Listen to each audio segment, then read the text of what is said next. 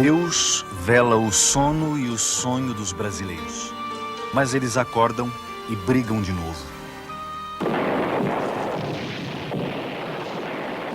Em 1932, os brasileiros acordaram e brigaram de novo.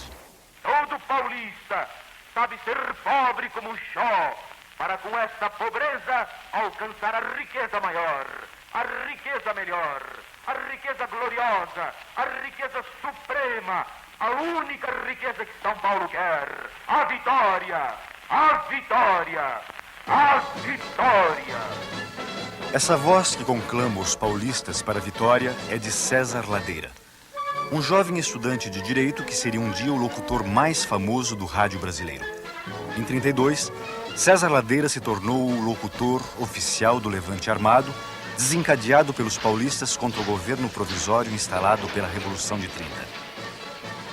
Para os paulistas, o governo provisório sediado no Palácio do Catete, chefiado por Getúlio Vargas, se transformara numa ditadura. Havia insatisfeitos por todo o país, mas só os paulistas declararam guerra ao governo federal.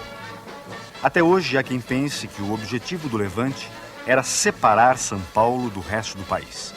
Mas os paulistas diziam que a sua luta era pela democratização do país e por uma nova Constituição. Na Guerra Civil de 32 morreram mais de 800 homens, número maior do que o dos brasileiros mortos na Segunda Guerra Mundial.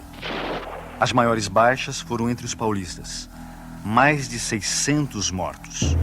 Foi uma luta desigual. São Paulo tinha 35 mil soldados. As forças do governo provisório eram 3 vezes mais numerosas e mais bem equipadas. Apesar do apoio maciço da população e do alistamento espontâneo de mais de 45 mil civis, depois de quase 3 meses de combates, os paulistas foram derrotados. Mas muita gente ainda acredita que eles poderiam ter vencido se as tropas de Mato Grosso tivessem se unido em massa às de São Paulo e se gaúchos e mineiros tivessem aderido ao Levante. A Revolução de 32 incomoda muito por causa da reivindicação constitucionalista. E como nós vivemos numa sociedade extremamente autoritária, ainda hoje esse requisito do constitucionalismo a quente é algo que incomoda a opinião dominante na política. Tanto em qualquer espectro, do centro-esquerda ou da esquerda, a esquerda devia fazer as pazes com a Revolução de 32.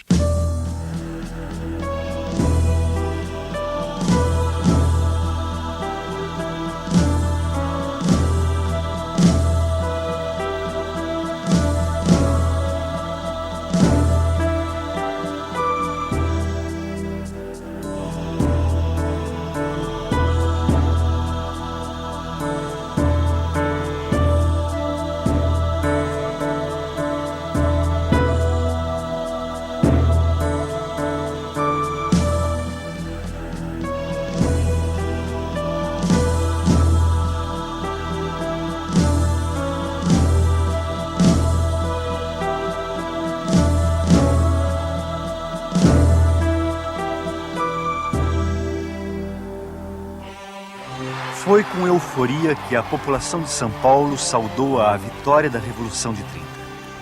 Quando a notícia da prisão do presidente Washington Luiz chegou à capital paulista, uma multidão saiu às ruas para comemorar. Em meio aos festejos, a delegacia do Cambuci foi atacada e depredada para vingar os presos torturados. A placa de identificação da delegacia foi arrancada e levada pelas ruas da cidade como um troféu da vitória. Nestas imagens, o general Miguel Costa é carregado em triunfo pelas ruas de São Paulo. Derrotado no movimento militar de 1924, Miguel Costa percorreu o país à frente da coluna que levava o seu nome e o de Luiz Carlos Prestes. Após viver no exílio em Buenos Aires, Miguel Costa aderiu à Aliança Liberal e voltou a São Paulo em 1930 como um herói vitorioso. Quando o trem da vitória, trazendo Getúlio Vargas do Sul, passou por São Paulo, foi feita a foto oficial do alto comando militar e político da Revolução de 30. Ao lado de Miguel Costa, posaram para a história o tenente-coronel Góes Monteiro e Getúlio Vargas. Na verdade, havia mais alguém sentado ao lado de Getúlio Vargas.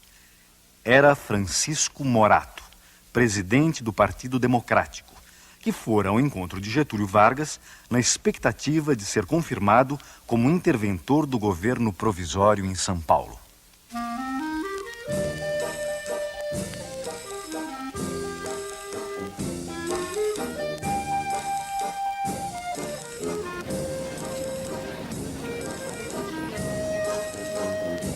Nas eleições presidenciais de 1930, o Partido Democrático, apesar de paulista, apoiara o gaúcho Getúlio Vargas, candidato da Aliança Liberal, contra o paulista Júlio Prestes, candidato da Situação e do Partido Republicano Paulista. O PRP representava os interesses da oligarquia de São Paulo e de Minas Gerais, que na República Velha fazia os presidentes a seu bel prazer. Já o Partido Democrático, fundado em 1926, era uma dissidência do PRP que abrigava a burguesia mais esclarecida e profissionais liberais de classe média.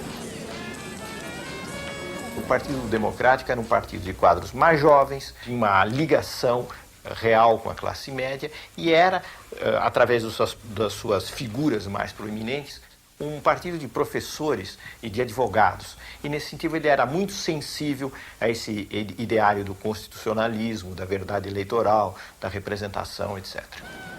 Por ter apoiado a candidatura de Getúlio, com a vitória da Revolução de 30, o Partido Democrático acreditou que havia chegado a sua hora de passar da oposição para a situação. Mas os líderes da Revolução não confiavam nos democratas paulistas. Aos olhos dos tenentes, os políticos paulistas eram todos farinha do mesmo saco. E, no fundo, só pensavam numa coisa: conquistar o poder estadual e federal. Para impedir que isso acontecesse, os tenentes reivindicaram o Palácio dos Campos Elíseos, sede do governo de São Paulo, e foram atendidos pelo governo provisório de Getúlio Vargas. O interventor não seria nem civil nem paulista, mas militar e pernambucano. O nomeado foi o coronel João Alberto, aqui visto quando era chefe de destacamento da coluna Miguel Costa Prestes. O comando da Força Pública de São Paulo foi entregue a Miguel Costa, que contava ainda com a sustentação política de uma força paramilitar, a Legião Revolucionária. Para os tenentes, democracia era democracia social. Era dar poder a novos grupos, era revitalizar, digamos assim, classes e grupos sociais que jamais tinham tido voz, para justamente neutralizar essas velhas oligarquias. Portanto, democracia tinha que ser alguma coisa anti-oligárquica. Para os grupos paulistas, democracia era democracia formal, era democracia jurídica, e não tinha nada a ver com a democracia social.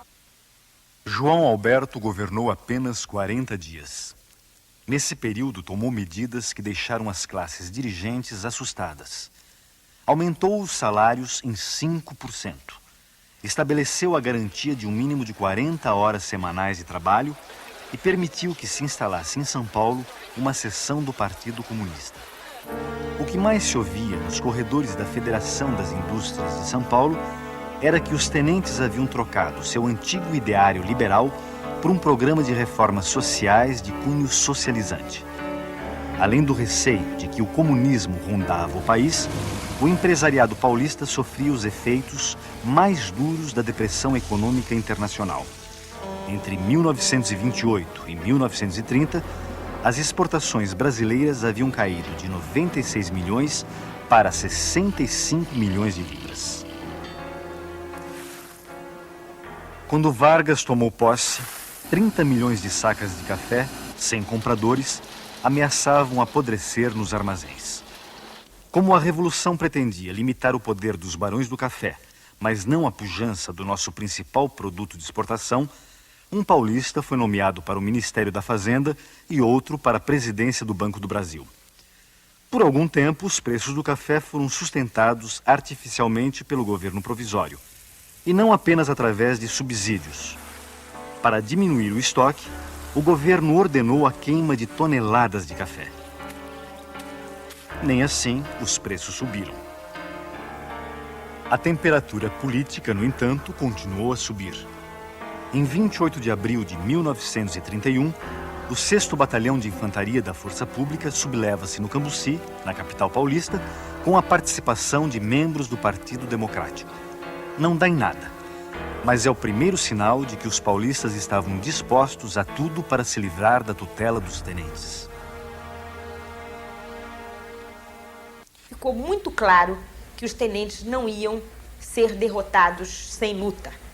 Então foi essa ideia de que estavam esgotadas as possibilidades, não é, de uma negociação que levasse efetivamente à constitucionalização rápida do país e à autonomia de São Paulo que precipitaram a crise. O que é que desperta fundamentalmente essa massa de classe média, sobretudo, que vai para a rua em 1932? É a ideia de que São Paulo foi prejudicado, que São Paulo foi ferido, que São Paulo carrega os demais estados da federação, que são 20 vagões vazios, que o São Paulo foi ocupado por um tenentinho qualquer, que era o tenente João Alberto. Tudo isso é que explica essa galvanização, essa sensação de profunda injustiça e profundo dever em nome do Brasil, até que percorre a população de São Paulo. Sem esse sentimento, sem esse tipo de valor, não se explica a mobilização. Embora gaúchos e mineiros também estivessem decepcionados com os rumos da Revolução de 30, foram os paulistas que mais se agitaram contra o governo provisório. Nenhum dos 3 sucessores de João Alberto conseguiu esquentar a cadeira de interventor. Contra a vontade de João Alberto e Miguel Costa, Getúlio escolheu para interventor o civil e paulista Laudo de Camargo. Sem contar com o apoio dos políticos paulistas, Laudo de Camargo renuncia ao cargo 3 meses depois. Em seu lugar, entrou o coronel Manuel Rabelo, que também durou pouco tempo no poder. Estes respeitáveis senhores são políticos, funcionários públicos e jornalistas de São Paulo, unidos para completar o alargamento da Rua São João, fazendo surgir a Avenida São João. Depois da reforma urbana na cidade de São Paulo, os paulistas voltariam a unir forças para tentar reformar o sistema político do país. Em janeiro de 1932, o Partido Democrático rompe com o governo provisório e se une ao Partido Republicano. Nasce a Frente Única Paulista. O pacto entre os 2 partidos é selado num gigantesco comício na Praça da Sé. No dia do aniversário de São Paulo, 25 de janeiro, uma chuva torrencial não impediu a maior manifestação política já vista na cidade. A palavra de ordem que fazia a multidão vibrar era: tudo por São Paulo. E um dos oradores gritou: os tenentes são eunucos de Getúlio. Em resposta, o jornal Diário Carioca, simpático aos ideais constitucionalistas, é empastelado no Rio por membros do Clube 3 de Outubro, principal reduto dos tenentes. Chocados com o empastelamento, os gaúchos que integravam o governo provisório, Lindolfo Collor, Batista Luzardo, João Neves da Fontoura e Mariano Cardoso, se demitem e voltam aos Pampas para conspirar. A opção por uma revolta armada em oposição a uma estratégia legalista e liberal é explicada pelo fato de que os liberais, tanto os do governo, os ministros gaúchos que se retiraram a um determinado momento, quanto os liberais de todos os outros estados, convenceram-se de que o governo provisório estava se eternizando na provisoriedade e não estava nada propenso a conceder a Constituinte. E então decidiram que a receita para 32 deveria ser a mesma de 30, isto é, o fuzil em vez do voto. Em março de 32, Getúlio nomeia novo interventor para São Paulo, que atende às 2 exigências fundamentais da Frente Única Paulista. Pedro de Toledo era civil e paulista, mas vivia fora do estado há 20 anos e não tinha ligações diretas com os políticos de São Paulo. Nessas imagens, vemos Pedro de Toledo visitando o Liceu de Artes e Ofícios quando ministro da Agricultura do presidente Hermes da Fonseca entre 1910 e 1913. Em seguida, Pedro de Toledo viveria fora do Brasil como embaixador durante 10 anos. Quando nomeado interventor em São Paulo, em março de 32, Pedro de Toledo formou um secretariado em que predominavam membros da Legião Revolucionária. Miguel Costa continuou à frente da força pública. Para desgosto dos tenentes, o novo interventor estabeleceu contatos com a Frente Única Paulista, que, àquela altura, decidira pegar em armas se Getúlio exonerasse Toledo ou afastasse Bertoldo Klinger do comando militar de Mato Grosso. Em caso de guerra, o apoio de Klinger seria fundamental para os paulistas. O formato armado era alguma coisa que não incomodava as reivindicações liberais. 32 pertence a essa larga sequência e vários dos personagens que atuaram em 30 vão atuar em 32. Esse recurso à violência armada é uma característica presente em toda a história republicana, desde a própria instalação da República. Para enfraquecer a aliança formada pela Frente Única Paulista com forças militares e civis de outros estados, Getúlio Vargas promete uma Constituição e eleições para maio de 1933. Mas os paulistas já não confiavam mais nas promessas de Getúlio. Na verdade, o que o governo federal estava propondo era a diminuição da representação de São Paulo dentro do conjunto das forças políticas nacionais. Um pouco o que aconteceu com o governo militar e o que nós estamos vivendo agora, esse déficit brutal de São Paulo na composição política do Congresso.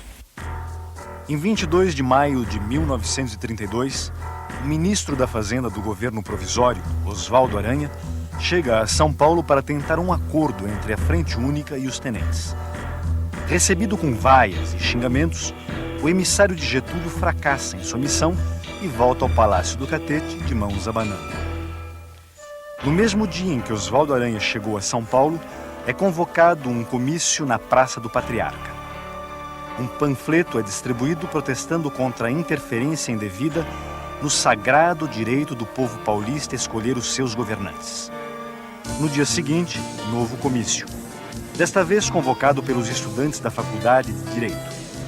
O comércio fecha suas portas e as ruas da cidade são tomadas de assalto por uma onda de agitações. Segundo uma testemunha, naquele dia, as salvas que se ouviam não eram de bombas juninas. Muitas moças sacavam revólveres da bolsa e atiravam para o alto. Enquanto prosseguem os discursos na Praça do Patriarca, uma multidão chega aos Campos Elíseos, onde Francisco Morato anuncia o novo secretariado do interventor Pedro de Toledo, formado apenas por representantes autênticos de São Paulo. Miguel Costa é afastado da força pública e reformado. Apesar dessa vitória, as manifestações prosseguem. Sem policiamento, a cidade é tomada pela desordem. Jornais ligados a Miguel Costa e ao governo provisório são empastelados. E casas de armas e munições são invadidas. Um grupo armado segue em direção à sede da Legião Revolucionária na Rua Barão de Itapetininga. O prédio é atacado e os legionários respondem ao fogo com tiros de fuzil e metralhadora. Já era madrugada quando os legionários afinal se renderam. Do conflito resultam pelo menos 5 mortos. Entre eles estão Mário Martins, Euclides Miragaia, Drauzio de Souza e Antônio Camargo. São os primeiros mártires da Guerra Civil prestes a eclodir. Com as iniciais de seus nomes, MMDC, é batizada uma sociedade secreta criada para arregimentar combatentes civis e apoiar o levante armado. 23 de maio é o dia em que essas forças que acabaram concretizando a Revolução de 32 extinguiram o seu inimigo interno, que era a Legião e Miguel Costa. E em 9 de julho eles avançam contra o inimigo externo, que era a chamada ditadura. Se a guerra viesse, os paulistas contavam com a adesão do Rio Grande do Sul, Minas e Mato Grosso. As tropas de Mato Grosso enfrentavam dificuldades quando seu comandante, general Bertoldo Klinger, acendeu o estupim com uma carta contra o novo ministro da Guerra de Getúlio. Destituído do comando, Klinger seguiu para São Paulo com alguns oficiais, mas sem os 6.000 soldados e as dezenas de canhões que havia prometido. Já era tarde para São Paulo recuar. A princípio marcada para o dia do aniversário da Revolução Francesa, 14 de julho, o levante paulista estoura no dia 9. Eu caracterizaria o movimento paulista, um pouco esquematicamente, como sendo um movimento federalista, civilista, liberal e socialmente conservador, contra o governo central, que naquele momento se caracterizava por ser centralizador, por ser autoritário, por ser dominado por militares e por ser socialmente reformista. Eu creio que assustava um pouco, não só as elites paulistas, mas as elites de todos os estados, o lado reformista do tenentismo. Até quando ia ao cinema, em julho de 32, o paulistano respirava um clima de insegurança e terror.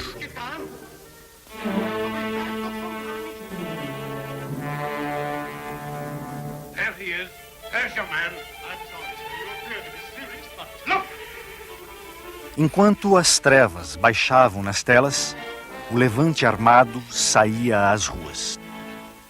No dia 10 de julho, a cidade de São Paulo amanheceu ocupada por tropas militares, comandadas pelo coronel Euclides Figueiredo. Sem um único tiro, as centrais telefônicas são tomadas por estudantes do MMDC. Outros revoltosos ocupam as emissoras de rádio e as estações telegráficas. O general Miguel Costa é preso em sua casa, de onde não seria libertado até o fim da Guerra Civil. O MMDC instala seu comando na Faculdade de Direito do Largo de São Francisco, para onde se dirigem os voluntários alistados. O velho general Isidoro Dias Lopes, chefe da Revolução de 1924, é o líder militar do levante e o comando das operações fica com o general Bertoldo Klinger.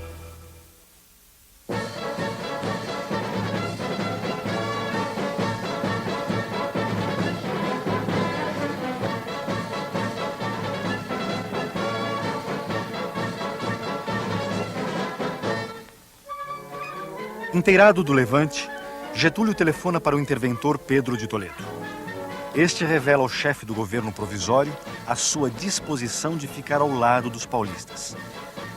Depois de renunciar ao título de interventor, Pedro de Toledo é aclamado em praça pública presidente de São Paulo. Face à adesão de Pedro de Toledo aos paulistas, Getúlio teria dito: "Eu ressuscitei essa múmia para isto." Foi o que São Paulo fez, cônscio de suas responsabilidades na ação e no pensamento brasileiro, não para separar-se, e sim para reavivar todo o organismo nacional. Obra paulista, certamente, mas profundamente brasileira. Mais do que nunca, tem São Paulo os olhos fixos na grandeza do Brasil. O movimento em marcha é constitucionalista, busca o império da lei, procura a ordem jurídica, única garantia dos interesses sociais e individuais. Quanto à participação de separatistas no movimento 32, houve, mas foi pequeniníssima. Eu diria que os separatistas não formariam um grupo de combate que é de 13 elementos. Foi mínima. Os outros estados do Brasil, que ficaram contra a Revolução de São Paulo, exageraram um pouco esse separatismo. Apresentaram São Paulo, a união aos outros estados, como se fosse um mau irmão, como um irmão que se queria separar. Não é verdade. O movimento de São Paulo não foi um movimento separatista, de maneira nenhuma. Pelo contrário, era um movimento dirigido por homens que tinham um grande sentimento do que chamava antigamente civismo. A ideia do separatismo foi utilizada pelo governo provisório, pelo governo de Getúlio, para apresentar a Revolução de 1932 como uma revolução antipatriótica de um grupo de gente que queria voltar ao passado e, pior do que isso, queria desmembrar o país.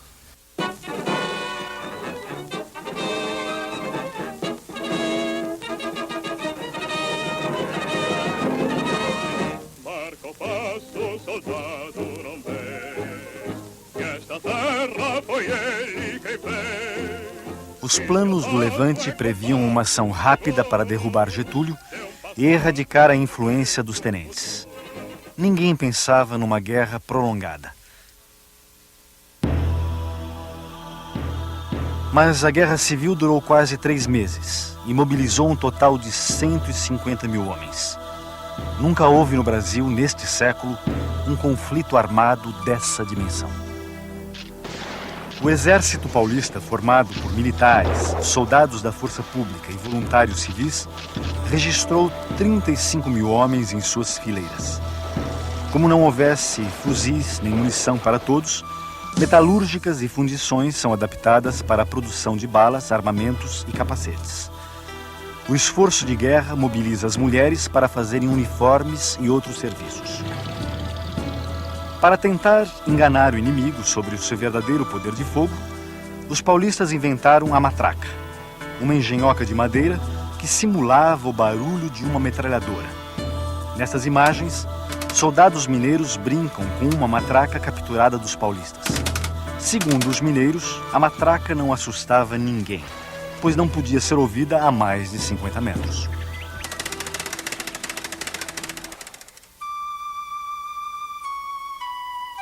Além de mal armados, muitos batalhões do Exército Paulista não tiveram treinamento militar suficiente.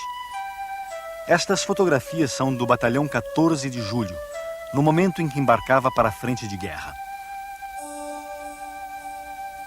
Aqui, o mesmo batalhão, antes de entrar em combate pela primeira vez na Frente Sul, perto da fronteira com o Paraná.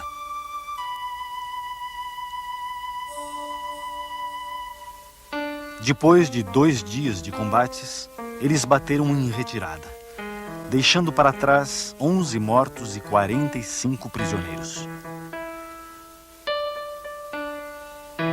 Foi a primeira de uma série de vitórias das tropas federais, comandadas pelo general Valdomiro Lima, que seria, depois da guerra, um novo interventor em São Paulo. Sem a adesão do Rio Grande do Sul e de Minas, não há possibilidade de vitória militar para São Paulo. Quando o general Flores da Cunha, interventor no Rio Grande do Sul, e Olegário Maciel, interventor em Minas Gerais, mobilizam suas forças contra São Paulo, a sorte do levante é selada. Com uma vitória dessa natureza contra o governo central, São Paulo teria, o poder de São Paulo seria incontestado, quase incontestável. O receio deste predomínio excessivo, eu creio que foi o grande freio usado com astúcia pelo governo central para convencer Minas e Rio Grande do Sul a não apoiarem a revolta. Cercados em várias frentes e em retaguardas não previstas, os paulistas lutaram praticamente sozinhos até o fim. Com poucos soldados, ocuparam um ponto estratégico. Este túnel ferroviário, a 1.800 metros de altitude na Serra da Mantiqueira, na fronteira com Minas Gerais. Por aqui deveriam chegar reforços mineiros, mas as tropas de Minas já chegaram atirando. A luta no túnel durou 2 meses. Apesar dos árduos combates, ainda sobrou tempo para os mineiros encenarem um ataque aéreo dos paulistas.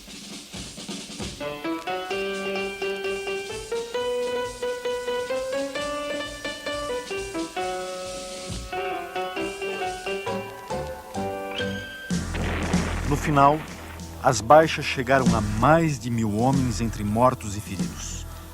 Do ponto de vista militar, a Batalha do Túnel foi decisiva para a vitória das tropas do governo provisório. Numa retaguarda, os paulistas venceram todas as batalhas. Na retaguarda de São Paulo. Nunca se havia visto tamanha mobilização em torno de uma causa. Além dos milhares de voluntários civis, para fazer frente aos gastos com a guerra, quem podia não se recusou a doar um pouco de ouro para o bem de São Paulo. Neste caso, nós tivemos uma explosão geral das classes dominadas sob a liderança das classes dominantes. E a Revolução de 32, a meu ver, marca o último momento em que as classes dominantes conseguiram incorporar as classes dominadas ao seu projeto político, como se o povo fosse um só bloco.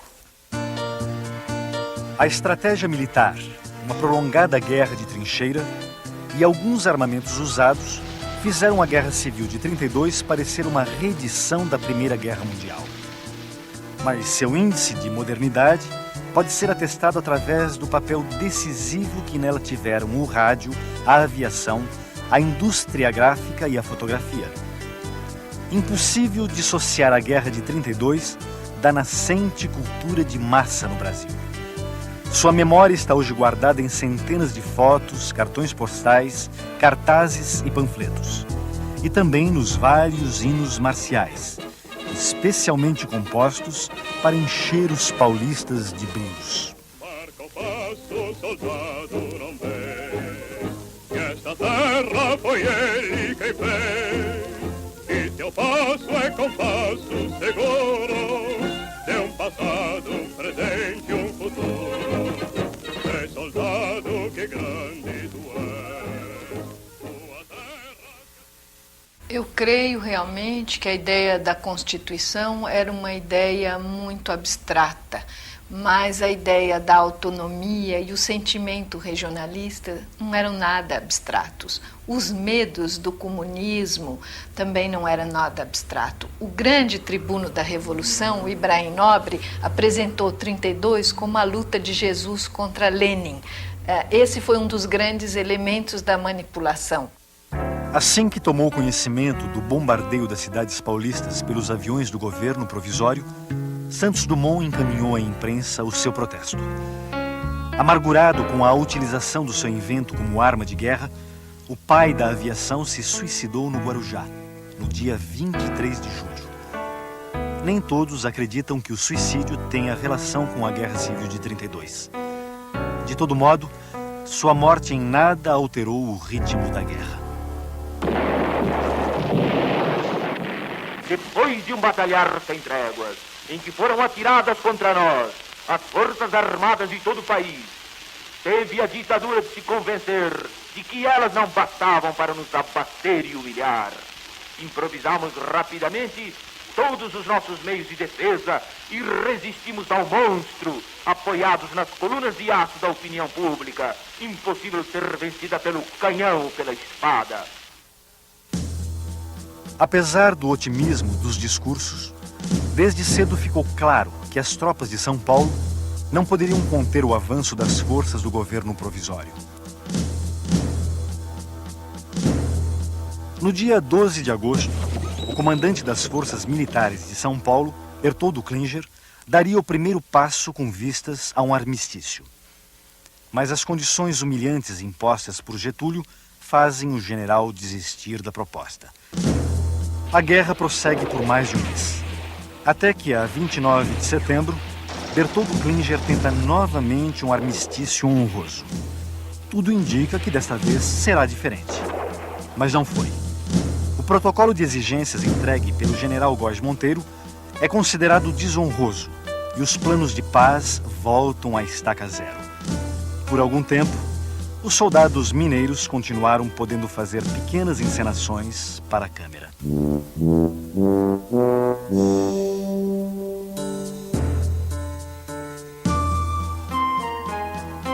Oficialmente, a Guerra Civil terminou às 8 horas do dia 2 de outubro.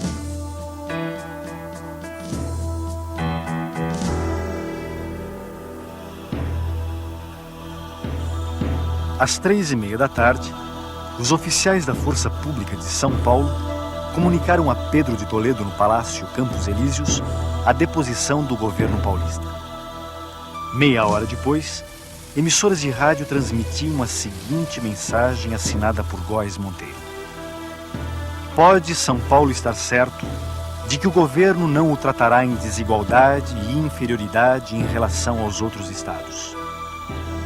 No final da tarde, Pedro de Toledo recomendou aos seus assessores: vamos para casa esperar a prisão.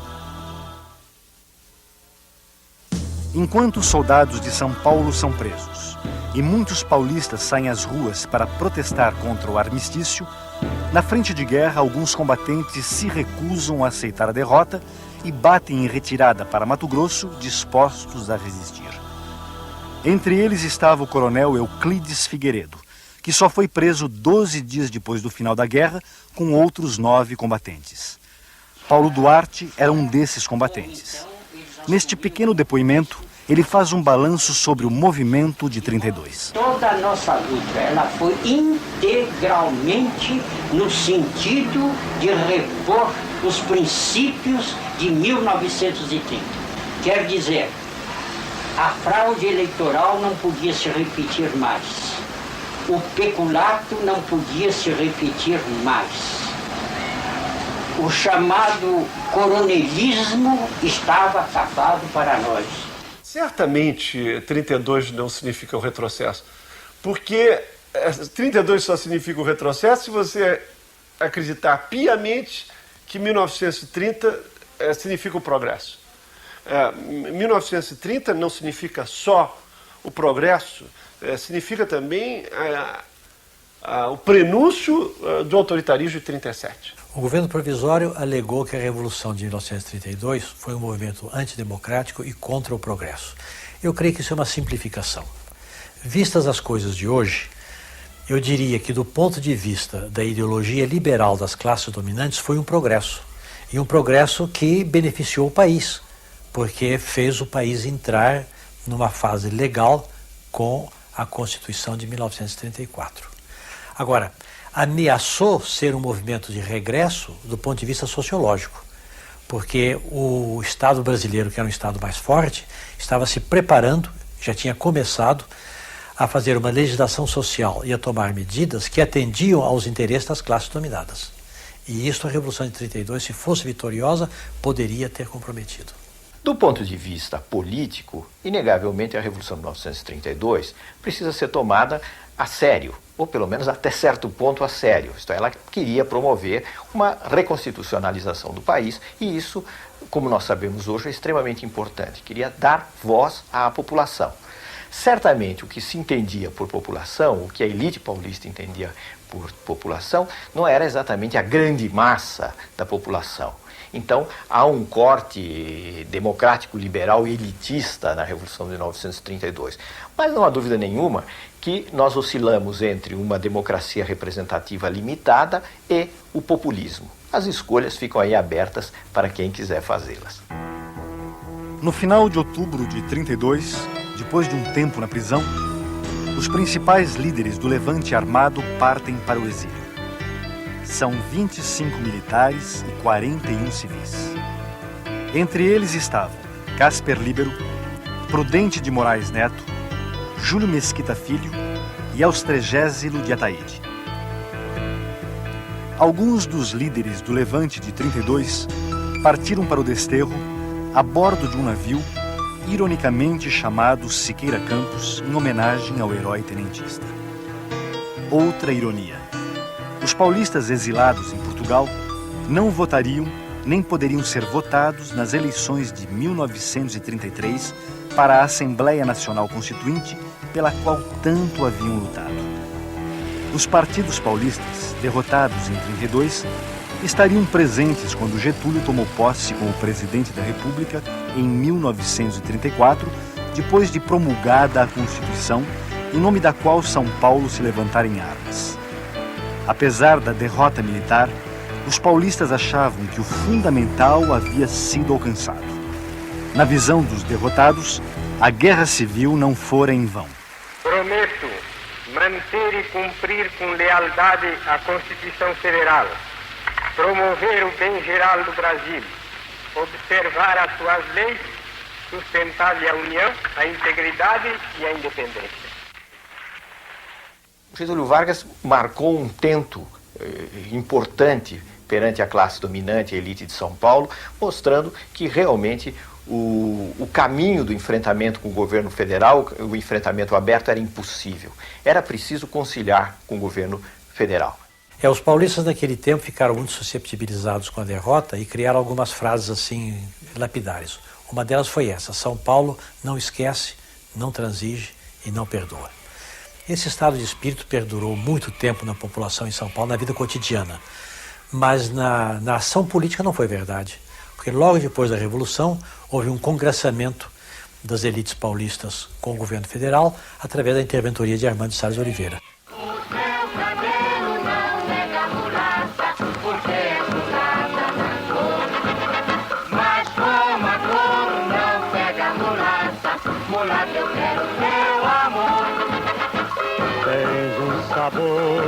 vem do Brasil, tens alma cor de anil. Mulata, mulatinha, meu amor, foi nomeado teu tenente interventor. Essa referência aos tenentes interventores da Revolução de 30 foi feita no Carnaval de 1932 pela marchinha O Teu Cabelo Não Nega. No Carnaval de 33, foi a vez da Guerra Paulista ser lembrada nas ruas e nos salões. Meu bem, pra me livrar da matraca, da língua de uma sogra infernal, eu comprei um trem blindado pra poder sair do carnaval. O título dessa marchinha é Trem Blindado. Ela brinca com o trem inventado pelos paulistas para combater as forças do governo provisório na Guerra Civil de 32. O trem, composto de uma locomotiva e 2 vagões, era camuflado. Na frente, um canhão. Nos flancos, metralhadoras. No alto, 2 potentes holofotes. Fazia jus ao apelido Fantasma da Morte, mas não influiu no resultado da guerra. Depois do Carnaval, veio a Quaresma. E depois da Quaresma, as eleições de maio de 1933 para a Assembleia Nacional Constituinte. Novamente unidos, os partidos paulistas, derrotados em 32, compõem uma chapa única e elegem 17 dos 22 representantes de São Paulo. 3 meses depois, em agosto de 33, caía o último interventor verde-oliva. Num gesto surpreendente, Getúlio, já eleito presidente da República pelo voto indireto dos constituintes, nomeou Armando de Sales Oliveira para governar São Paulo e declarou publicamente: quero que compreendam a extensão e o significado deste ato, pois com este decreto entrego o governo de São Paulo aos revolucionários de 32. Armando Sales era o líder consensual da elite paulista. Depois de ser interventor nomeado, foi eleito pelo voto indireto governador de São Paulo em abril de 1935 e teve sua candidatura à presidência da República lançada em fevereiro de 1937.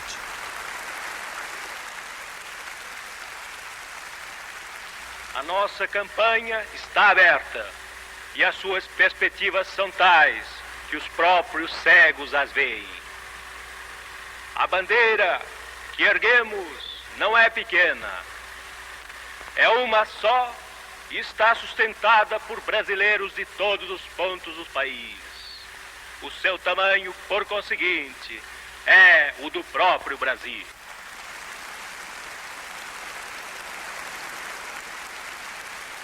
Essa bandeira jamais se depravaria, tingindo-se de uma só cor, no banho de fórmulas estrangeiras, que serão salvadoras em outras terras, mas que nós não aceitamos.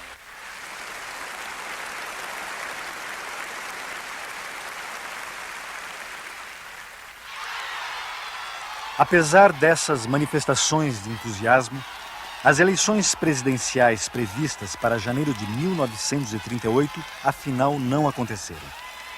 Getúlio e os militares que o cercavam rasgam a Constituição de 1934 e fazem baixar sobre o país as trevas do Estado Novo. O pretexto dado na época para o golpe foi que só um regime autoritário seria capaz de conter a subversão da ordem pelos comunistas, os vilões nacionais desde 1935, quando uma insurreição militar liderada, entre outros, por alguns tenentes ligados a Luiz Carlos Prestes, fez tremer os alicerces do Palácio do Catete.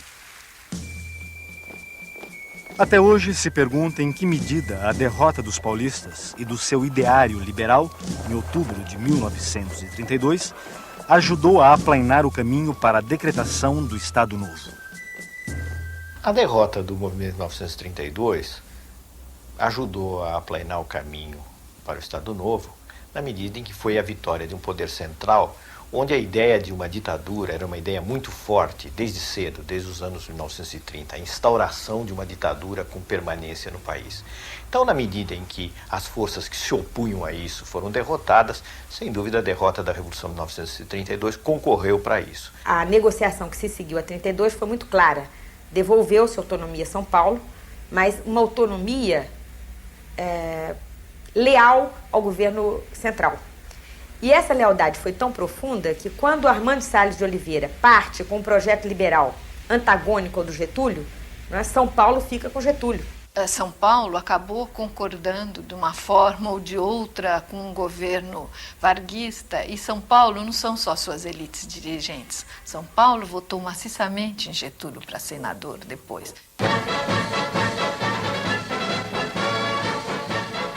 A mocidade, que desde o primeiro instante da campanha, a ela se atirou de corpo e alma, obedeceu ao mandamento irresistível da sua dignidade e do seu civismo. Para satisfazê-lo integralmente, como exige a sua consciência, não julga distrita a luta pelas armas da cruzada que empreendeu. O combate prosseguirá, na paz como na guerra, para que a vontade popular faça valer para sempre a sua soberania, acima de todos os interesses e de todas as malquerenças de partidos, credos, raças e pessoas. Os paulistas perderam a Guerra Civil de 32. Mas a bandeira que levantaram não perderia a sua atualidade nas décadas seguintes. A luta pela Constituição e para assegurar o respeito aos direitos fundamentais da cidadania, a alternância do poder e o controle do Estado ainda não chegou ao fim. Mesmo que entre os paulistas de 32 se ocultassem raposas separatistas e democratas de fachada, ligados aos interesses de uma elite nada preocupada com a questão social, boa parte da população mobilizada para o levante foi de fato movida por um sonho. O sonho de um Brasil novo. Para desgraça nossa, o que tivemos no final daquela década foi um Estado novo.